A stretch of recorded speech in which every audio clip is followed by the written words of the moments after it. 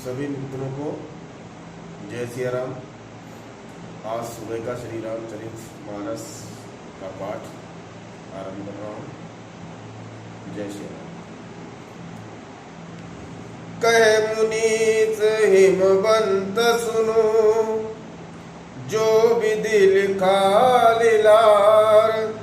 देव धनुज नर नाग मुनि, को न मेटनियार। देवी पूजी पद कमल तुम्हारे, सुर नर मुनि सब होई सुकारे।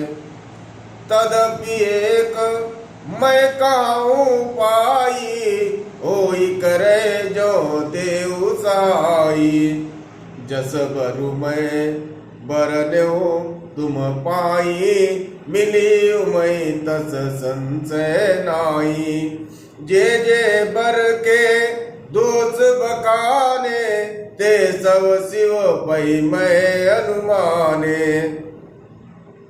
जो विभाव शंकर सन होई, दो सौ गुण सम का सब कोई।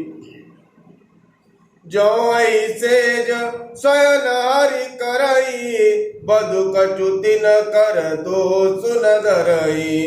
बालुकृतानु सरब रस खाई, तिनका मंद कात को नाई।